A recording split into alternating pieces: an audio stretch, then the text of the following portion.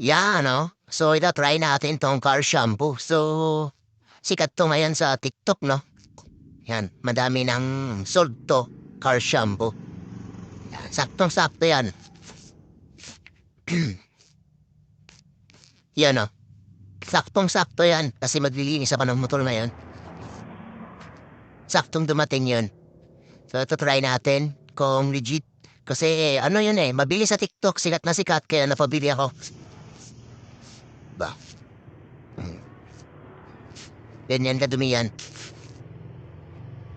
So, ang pagandahan doon is hindi mo na kailangan pag tapos kang maglinis, hindi mo na kailangan maglagay ng wax or anumang pampakintab ng motor kasi may halo na tong wax, no? Yan. So, kikintab na yung motor mo dito. Tapos ang magandahan dito, ah, hindi magpe-fade ang pintura ng motor mo or plastic.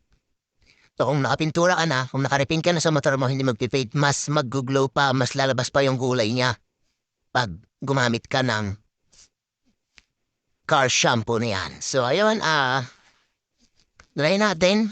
So maglalagay muna tayo ng dito, tubig. Tapos konting So ipapakita ko na lang sa inyo. So watch and learn.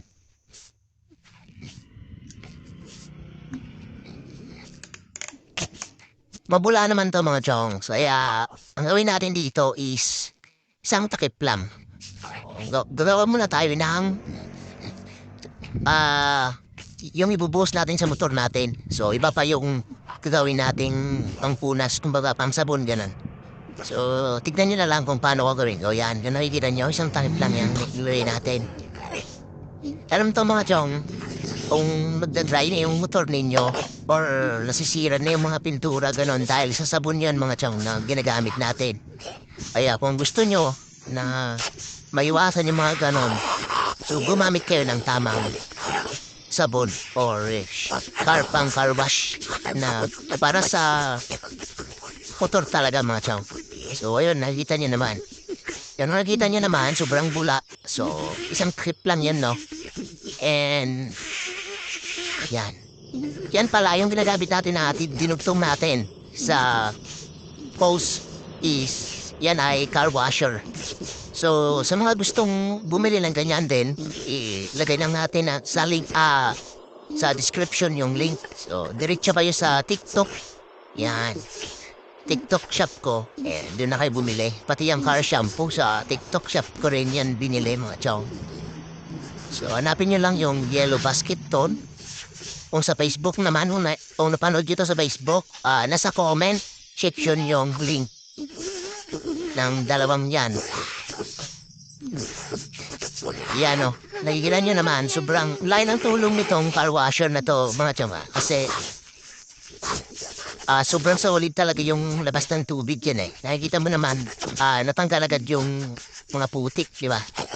Yan. Kaysa naman, yung hose lang, tapos kinagamitan nyo lang ng kadaliri para maging malakas yung tubig. Hindi, ganyan na lang. Bumili na lang tayo kasi magkano lang naman yun eh. Nasa 100, 100 plus kang naman yan. Yan o. Yan yung sinasabi ko mga tiyan. So, pinapaligo ko lang sa kanya. Yan. So, hindi ko na nilahat kasi iningatan ko yung wirings dito sa head. May hirap na pag nabasa, di ba? Yan. Susunod is magtitimpla tayo. So, isang takip din para yun na yung pangpunas natin. Yan yung mga tamang pag-washing, mga chong. Diba? So, yan, dalawa yung natin. Microfiber towel. So, yung isa doon is pambaba din sa mga rim ganon. Tapos yung isa,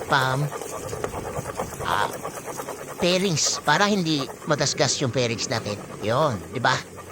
Naka-basic.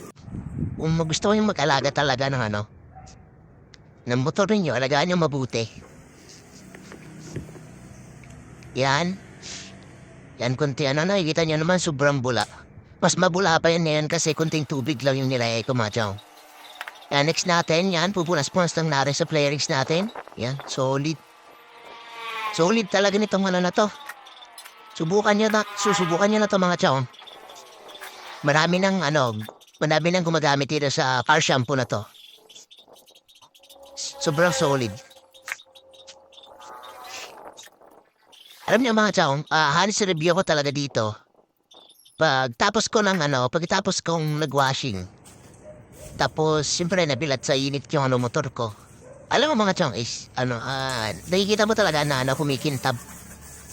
Kumikintab yung flarings kahit matte black pa yan. Kasi matte black yung flarings ko dito dito sa likod. Nakikita mo talaga para siyang naka magic gatas kasi siyempre magic gatas yung ginagamit natin. Pong pakitab, di ba? Oo, para siyang mga ganon. Pakitab talaga. Oo, di ba? Pwede ka solid. Tapos ito yung brush. Nakalimutan ko rin yung tawag dyan. Pero yan, pag sa mga gustong bumili din ng ganyang brush, kasi maganda, malaki din gamit niyan sa mga singit-singit mga chong. Lagay ko rin sa description link. Yung link dito para pag bumili kayo, bumili na kayo. Ito example mga chong diba? Ang lakas. Tubig gripo lang yan. Pressure lang yan sa gripo mga chong, pero sobrang lakas. Para ka nang ano tawag dito, yung naka-car wash na yung binibili. Diba naman lakas yan? Di ba sobrang solid niyan? Kitang-kita niya naman yan, di ba? Stock ECU lang ang bahon, syempre. Yan, so, syempre, tapos na natin nag-washing, gamitan na natin ng microfiber na naman na towel. So, ganyan kalaki, di ba? Sobrang solid din yan, mga chong. Yan, sa mga gusto din bumili nitong microfiber na to, ilalagay ko rin sa mismong description link. So, di ba? Muulan na kasi. Mga chong, kaya yon. Konting tingin-tingin na lang. Yan, iya. Solid mga chong. Inumulan na, nabutan na ng ulan.